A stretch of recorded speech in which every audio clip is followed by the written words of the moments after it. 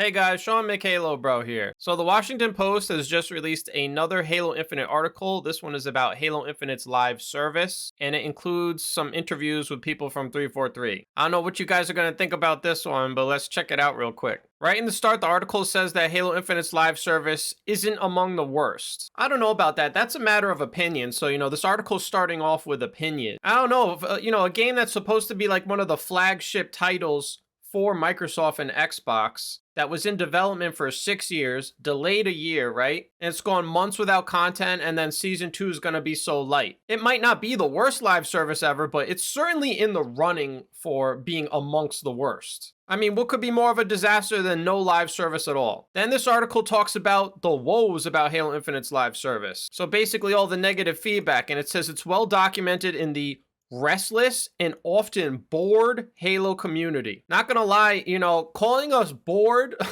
because we are very engaged with Halo, and in a franchise that's been around for literally 2 decades. We waited 6 years for the game. It's only been out for 4 months, right? And somehow, like, we're bored because we're so interested in this, I would say we're restless, sure, but I don't know. Calling us bored is, what? Then it goes, look at this, the angry Halo-centric YouTube channels that might have depended on the game for new content to talk about. So yeah, of course, Halo-centric YouTube channels like mine, of course we're depending on the game for new content to talk about, of course. But like, how is this relevant? You're talking about the game's live service. You're saying that, people's negative feedback about the live service is well documented. But you got to call, feedback from YouTube channels literally angry and kind of almost like poking fun at us, putting us down a little bit. Oh, you're only saying this because you were depending on the game for content to talk about. It's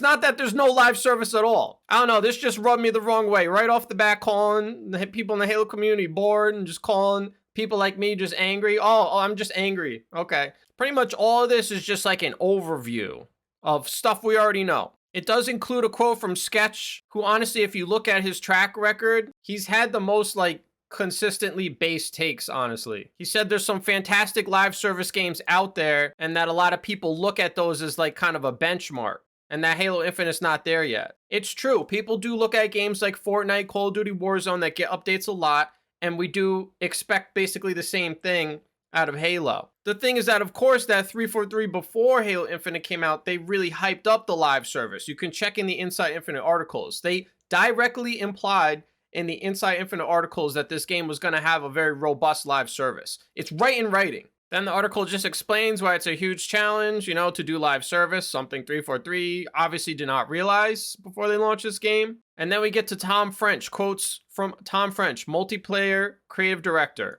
who oversaw Forge in Halo 5. He said launching Halo Infinite without Forge broke his heart. Then he actually hypes up Forge. He goes, Forge is going to be amazing. And then presumably he explains why. He said Halo 5's Forge was a generational leap of what you can do. This is going to be that and probably plus. They rebuilt everything from the modes, and they thought about how they can architect modes so that they're more extensible and reusable. We can reuse parts across things to build new modes faster and strong and make them more bulletproof and shippable. So without an actual example, I mean, this, you can't really understand what this actually means, right? Until we actually see what has been rebuilt, what has been changed, why can you make new modes faster? So, it just doesn't really say much to people on the outside looking in like we are. But I don't know, man, how do you guys feel about 343 saying that Forge is going to be amazing, but we still haven't gotten any official information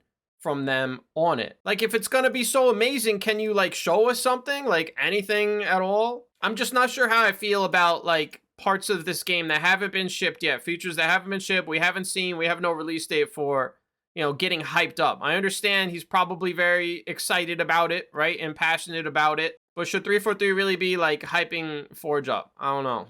This is very hypey without giving us any substance. And then, he basically just says that Halo 5's Forge was pushed to the max, so I guess that's why they had to totally, redo it because, you couldn't make Halo 5's Forge any more advanced than it was. And then the rest of the article basically outlines the author's experience with Halo Infinite. He even says that he doesn't like when people quit out of games, but he was playing tactical ops and even he wanted to like quit out of games, and he did. And then the article finishes with a quote, I believe from the last article as well, just about how they're going to be talking about stuff soon, new maps, new modes. Look at all these TV show ads I get, man. It's crazy. And I've had Paramount Plus for a while. I gotta be honest, like my main takeaway from this, obviously I think people are gonna look at this the most, them saying that Forge is going to be amazing. I'm just at the point where like a little paragraph like this is just not enough to get me excited in any way. Like I'm just not excited in any way. Like I said in my last video, I feel like our expectations have to be at 0. Like I don't care if they call Forge amazing.